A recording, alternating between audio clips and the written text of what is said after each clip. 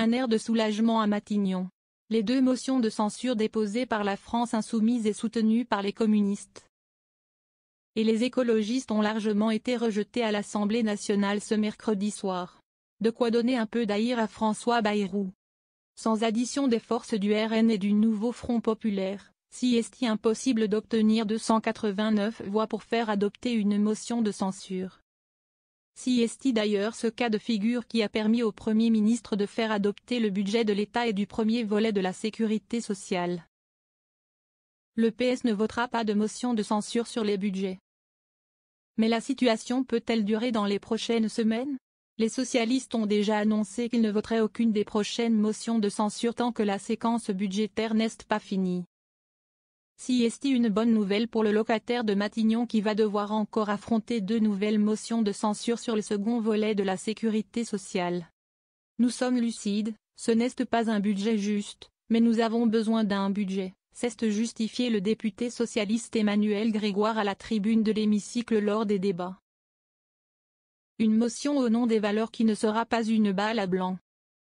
Mais soucieux de ne pas donner un blanc-seing à François Bayrou, les socialistes déposeront le 19 février une motion de censure spontanée portant sur l'ensemble de sa politique, en réaction tout particulièrement à ses propos sur le sentiment de submersion migratoire.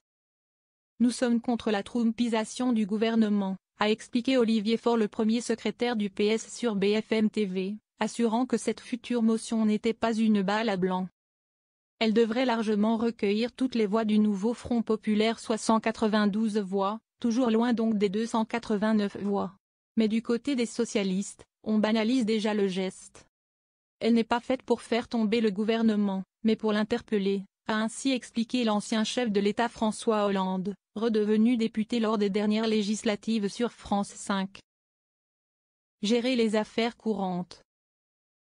Quant au RN et au député d'Éric Ciotti, qui pourrait faire pencher la balance, il est peu probable qu'il vote une motion de censure qui critique les propos du chef du gouvernement de l'immigration. Si le Premier ministre parvient à enjamber l'essai du PS pour le faire tomber, il aura 2 options sur la table pour continuer à durer. Le centriste pourra d'abord souhaiter limiter les risques politiques en gérant les affaires courantes et en limitant au maximum les projets de loi sur lesquels il peut risquer de tomber à chaque occasion. Le spectre d'un renversement à l'été. Seconde possibilité pour François Bayrou, vouloir continuer à légiférer quitte à fâcher. Pour l'instant, les seuls textes gouvernementaux sur la table sont la question de la fin de vie, un sujet transpartisan et un projet de loi sur la question de l'immigration à Mayotte, réclamé par les LR et le RN depuis des années. Mais le calendrier aussi devrait jouer. Le député RN Sébastien Chenu a expliqué sur notre antenne ce mercredi matin qu'il ne voit pas l'intérêt de censurer jusqu'à ce qu'il y ait la possibilité d'une nouvelle dissolution. Elle ne peut intervenir avant l'été. Très concrètement, les troupes de Marine Le Pen pourraient donc actionner la cartouche d'une motion de censure à la fin du mois de juin.